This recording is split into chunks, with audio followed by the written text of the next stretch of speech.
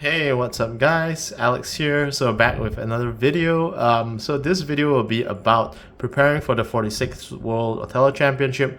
So I think it's been a few years since I've been to one, so it's kind of high time that I get the chance to go to one and represent Singapore for this tournament. So I've previously actually attended this tournament 4 times back in 2011, 2014.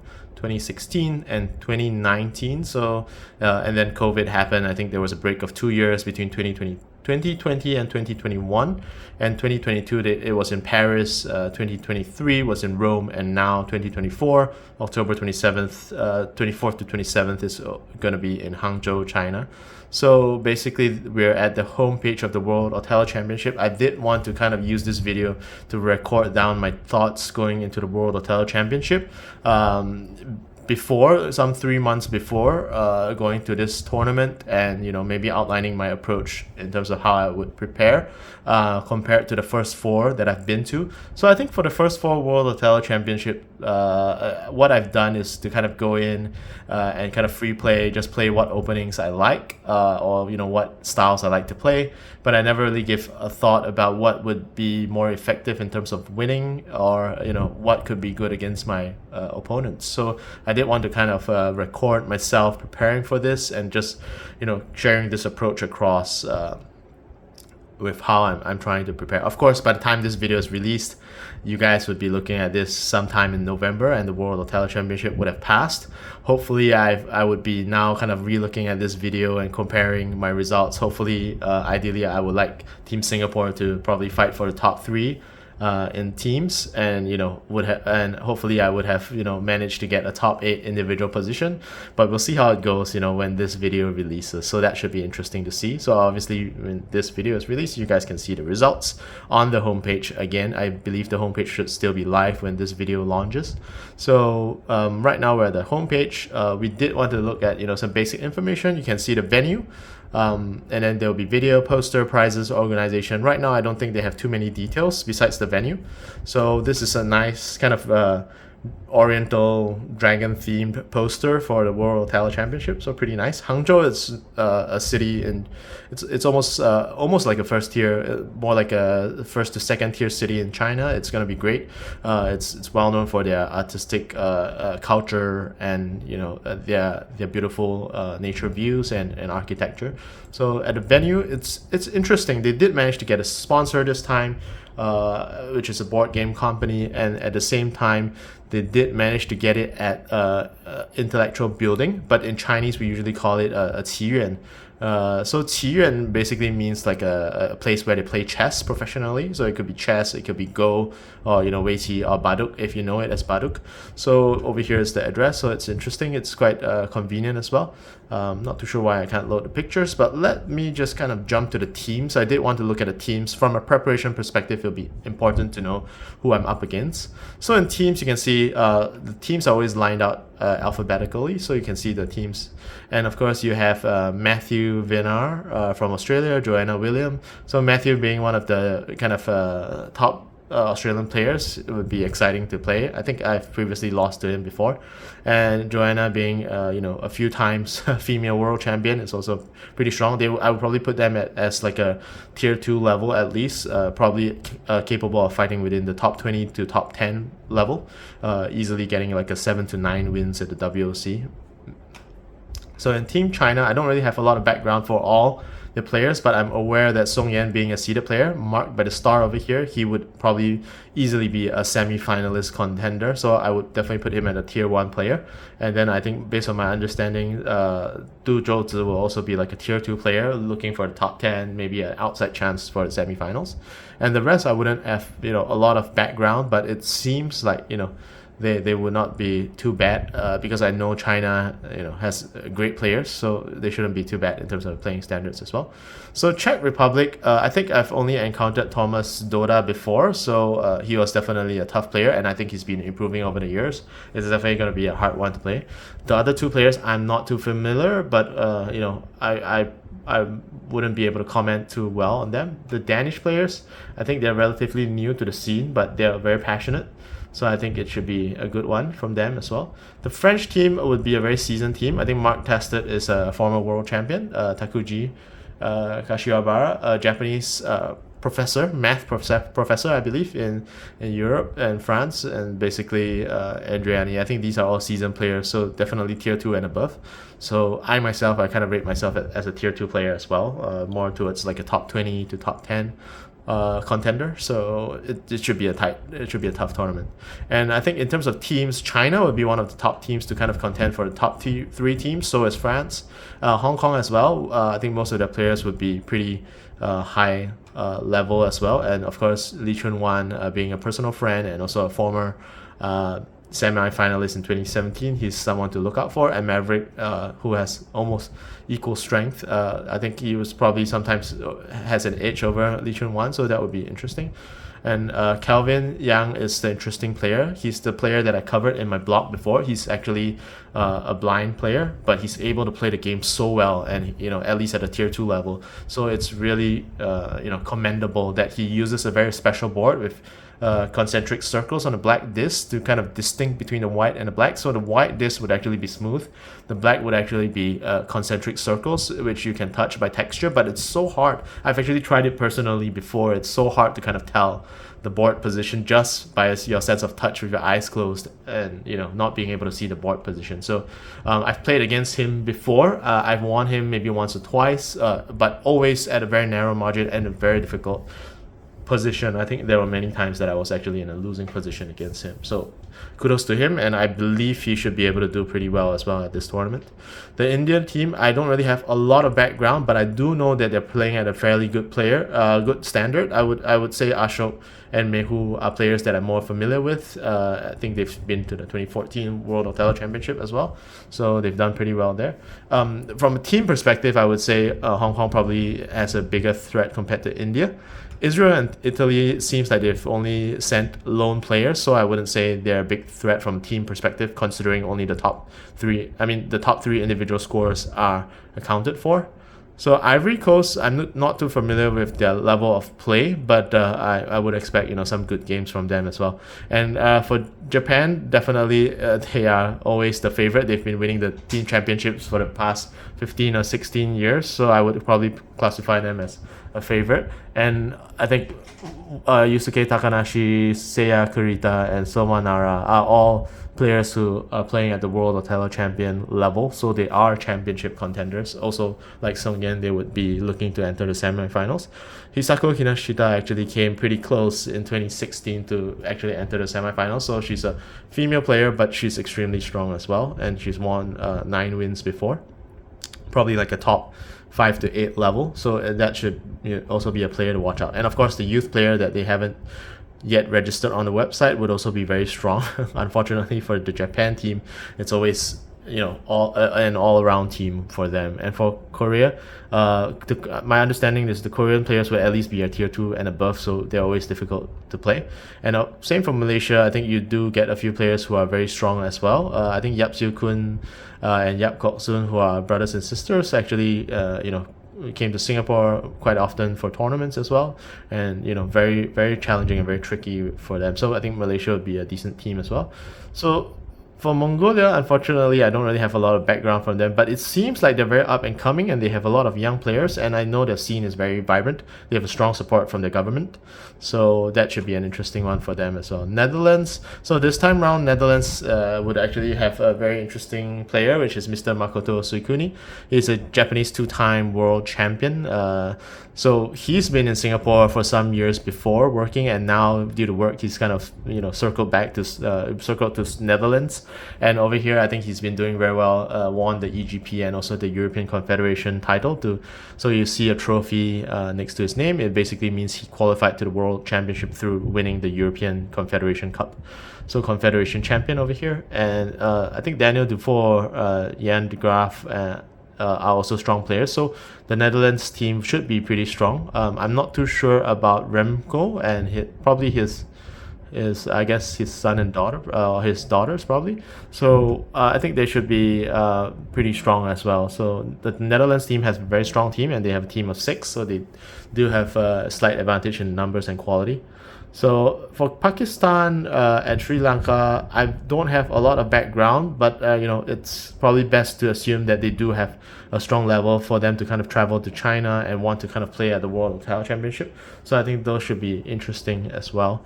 So for Singapore, of course, myself, Alex Ko, my brother Bo Xiang, and then you also have Kelvin, who's been doing well in more recent tournaments, our reps, and also Xia Cheng Yong, who's won a Masters tournament, and of course Lin Xin Rui, our female, and also qualifies as a junior player.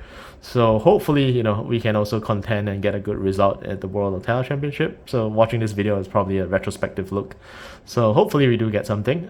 Sweden, obviously, Goran Anderson, I think, and Oscar Eglund are players who I know are very strong. Bang has basically been, the World Hotel Federation president for some time, and now handed the duties to Guy. And then now I think he's more focused on playing and at the same time also kind of organizing on the back end. So obviously he's been around the scene, and I've played him before. He plays a good game as well. So Sweden would be also a strong team to look up for. So Switzerland, it seems like at this point in time you only have Matthias, and Matthias is a former World Othello Championship semi-finalist, so he's always playing more like a 8 to 10 wins range, so I wouldn't kind of underestimate him. And he's a very seasoned player. I think he's been to maybe 27 World Othello Championships or something. So definitely a seasoned player. So unfortunately, him being alone for Switzerland, it puts him at a huge disadvantage for the team category, but for the individual category, he's definitely a top contender. So I'll put him at a kind of tier 1 to tier 2 level. And for Taiwan, Chang Chun-Yi and Po Yun-Chen are players who've been in the top 8 before. Taiwan has a very strong team, even though a relatively young team, but they're extremely strong. And of course, the female representative and junior representatives, I'm not too familiar, but I wouldn't kind of count them out. I think Taiwan would be together with China, Hong Kong, Sweden, the Dutch team, top contenders to kind of fight for the second and third team. I don't think Japan would probably lose out on the champion team this time round based on the quality that they have in terms of their team. So it's going to be really hard to call. And Thailand and Turkey both are teams that I'm not 100% familiar with all their players. I know Thailand doesn't have the strongest team, but I wouldn't say that their team is weak as well. I think Farisan is somebody I've played before and plays a decent game. And of course, USA, you have Yoko Rose, who is Brian Rose's wife. If you've kind of looked through Brian Rose Othello book, you would know Yoko, and of course Kevin is somebody who's extremely passionate about Othello. I haven't got the chance to kind of meet him face to face in person, but it would be great to kind of meet him. And David Sharman is a 3-time former World Othello champion. Obviously he's going to be hard to beat as well, even though he's not as active as he was maybe before when he was winning titles, but it's going to be probably difficult to kind of get past him. So over here you have I believe these players should be all from Russia. So the Russian team coming to play the game should be pretty interesting one, because I know that some of them play really well, so at least I would put them at a tier 2 level. And Vietnam player, I think Vu Tuan Viet, I think he's pretty active online, so I do expect some good games from him as well. So just looking at the player field like this, I would say I need to kind of do some preparation. So let me just maybe give an example. If I were to kind of want to prepare against, say, Kurita Seiya, right? One way to kind of do it is to kind of go to the World Othello Championship and look for games. And of course, last year's World Othello Championship over here in 2022, this is 2022 in Paris, France. I think Kurita Seiya was not featured in that. So if I were to kind of toggle to 2023, I don't think, let me just check whether Kurita Seiya was in that one. Okay, so the Japanese representative, yes, Kurita Seiya had 13 wins last year, so it's very strong form by him. So I think more recently he's been doing very well. He's also won the Asia Pacific Othello Championship to qualify. So it'd be interesting to kind of look at his game. So if we just go to the cross table and we just pick up his games, we'll be able to get a rough sense of how he plays. So maybe let's take a look at one sample for black. And you can see, so he's playing against a Japanese junior player, and he's played more like a kind of Tiger to Stephenson, and Stephenson against Komoth. Against the Japanese player, he's played this. So this is more of a Tama Plaza opening. And this is quite a tricky variation. I think there's always a difficulty trying to play against this. It's almost like a -2 to -4 variation that is extremely hard to counter. And the thing about Kurita Seiya's game, based on what I've seen, is he likes to grab the edges, and from the edges, put you in an awkward position and jump right in and regroup in the most kind of interesting ways so that you lose tempo. So right now he's kind of jumped to the edges and kind of regrouped into the center, and then now being able to quickly capture access to the corner. So I think that was quite a clever maneuver by him. If I just kind of play back, it seemed almost pretty quick how he did that. So white jumped in, black into the center, black, white, black kept to the bottom edge while maintaining a easy clean top center, and then white chasing after the access for the regroup. Black goes in, white, black squeezes in for the regroup, and white is forced to the X square, and black jumps in for the access. So it does seem that Kurita Seiya almost immediately got into a very good position. So once the AI button is kind of lighted up, you can actually read the position if you just wanted to know what's the best position. So over here, he's already leading by 20 discs. Probably a very easy, comfortable win for him to just kind of sweep the disc from the edges. So it seems like he had an easy first round. So black, potentially you would note that he plays Tama Plaza. And white, maybe if I were to choose a stronger player, so he's playing against Jan de Graaf, the Dutch player who is very extremely experienced as well. So let's see. White, he plays Perpendicular against Jan, who plays Leader's Tiger. Let's see, white jumps in into the center. This is kind of a fairly book response. It's quite a standard book response. So Kurita Seiya still within book. And of course, a lot of Japanese players are able to kind of play a perfect book very well. So this is almost like a flawless early X square counter where the game is still in a perfect mode. I think it's intended for both players to kind of play out the perfect sequence. So nothing wrong there. And it's probably usually quite challenging for white to follow, but it seems like white is just kind of playing a very perfect sequence, controlling the mini diagonals and this horizontal row just to kind of control the tempo of the game. So it almost seems like Kurita is playing a near perfect game just to close off this one. So based on the end game, it does seem like he played a near perfect sequence. So okay, so white, Kurita Seiya has a very strong perpendicular opening, so that's probably something to take note, and I could probably play something preparing with a mindset of facing a white perpendicular. And of course, considering that he's won all 13 games, all of his rounds were difficult players or big difficult opponents. So if we were to kind of pick up maybe the closer ones with Arthur, let's see, he was white as well, playing a perpendicular, and Arthur plays Stephenson Tama Plaza against him, and he counters with the standard book response. So this is a perfect book response by Kurita. So Kurita does play, it seems like a perfect book response. So against the top Japanese, it's always difficult because if you don't play a perfect book response, you'll be in trouble. So it seems like he values the tempo very well, and over here he's always able to kind of regroup to the edges very strongly. And you can see white squeezes in. So you can almost immediately see white Kurita Seiya's game is all about kind of going to the center, almost a very perfect, flawless game about controlling the center and trying to give up the tempo sides and grabbing the edges So this is an interesting move. So by taking G1, at least he kind of feeds away the move to black and basically forces black to kind of wrap up the zone over here while keeping G8 as a spare move. So that's an extremely important thing about Othello, where you keep the tempo. So white just kind of jumping in here and then taking here the tempo, the final move over here for black to kind of exhaust his moves before kind of sweeping the last few discs, where parity was just kind of enough for him to win. So this is a very controlled game by Kurita Seiya.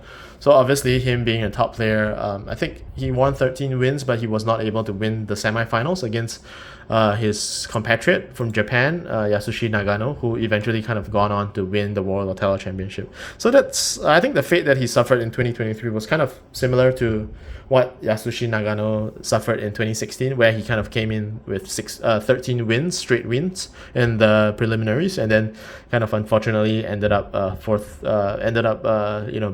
being beaten in the semifinals. So I think that's probably an example I would look at in terms of preparing against Kurita Seiya, just kind of figuring out what openings he plays. And more recently at the 17th Oza-sen, if you kind of go to www.liveothello.com, you can pick up some of his featured games. So maybe let's try to pick out Kurita. Let's see. Kurita Seiya. So obviously, I think in the past, most Japanese games don't get broadcast online as much as they do now, but now they do. So let's take a look at the final game of Oza-sen, where Keisuke Fukuchi actually beat Kurita Seiya. So Kurita Seiya obviously being able to enter the finals is still in almost perfect form. So Keisuke Fukuchi in this case actually chose a very unorthodox opening to kind of play. This is definitely not the usual opening that you get, but he was able to kind of force Kurita Seiya to play the center instead of his usual favorite edge and kind of move around. So interestingly, he kind of put Kurita Seiya in an awkward spot where usually Kurita Seiya is the one on the edge and controlling the center tempo. But yet this time round, Keisuke Fukuchi was the one who was able to kind of control this center line and put Kurita Seiya in an awkward position or a late position to kind of regroup. So this is a very nice shape for black, capturing the edges. So over here you can see black has kind of dominated the tempo and forced white into the C squares and X squares to give up the corner. So unfortunately, it seems like Keisuke Fukuchi, the 2018 world champion, would not be joining this tournament this time round. So I was really looking forward to play against him potentially, or at least get a photograph or autograph from him. So he's the current holder of the youngest world Othello champion. Back in 2018, he won it when he was 11 years old, and now he's more like a teenager, 17. Yeah, so I think a lot of people don't recognize him anymore because he's kind of grown a little bit out of his baby face. So, but obviously he still has the skills of a world Othello championship, winning the tournament. So yeah, kudos to Keisuke Fukuchi, and of course Kurita Seiya, Takanashi Yusuke of Japan, and Soma Nara are all world Othello champion caliber players. So I think just looking down the list, there would at least be 4 to 6 players who are title contenders, clear-cut title contenders, including Makoto Sukuni, 3-4 Japanese players, Song Yan from China, and potentially Matthias, Taiwan players. So you probably have a good 6 to 8 players who are extremely strong. So the rest would be really a very difficult fight just to try to survive into the top 10 or top 20. So it should be an interesting one. So hopefully this is a good kind of mental preparation. So I think Kurita Seiya was just an example of one of the players. And if I did want to kind of go into detail to prepare, I would actually jump more into some of the games. Maybe I think European games would be possible. Japanese games are more proliferate right now, so we can also look at those games, and also the World Othello Championship historic games. So I think what's most important now is to kind of prepare your opening as well. So for me, given that the World Othello Championship, this time round wouldn't have Yasushi Nagano, who is the defending World Othello Championship champion. Unfortunately, he's not able to kind of participate and defend his title, but I really admire his style. So I do want to kind of bring his openings to the World Othello Championship and hopefully, be able to play them out. So I think for black, he typically plays a bit of Tama Plaza and then a bit of Logistello. And for white, he does play the white perpendicular, and against white diagonal, I think he plays the Heath. So I'll probably be going around with that opening set. It'll be kind of interesting to look at this video eventually in the future and kind of reflect on how I've done with a fixed opening set versus the past 4 World Othello Championships that I've been to, with kind of like a free format, free play mindset. So hopefully I do get better results this time. Hopefully, a top 20 is probably good, but a top 8 would probably be the ideal situation. And if I dare dream, maybe a top 4 somewhere. So let's see how I do. Hopefully not fall out of the top 20. Okay, so thank you very much for joining me in the preparation video for the World Othello Championship 2024. And obviously it'll be fun to kind of look at my results once it's back. So yeah, see you guys in the next one. Goodbye.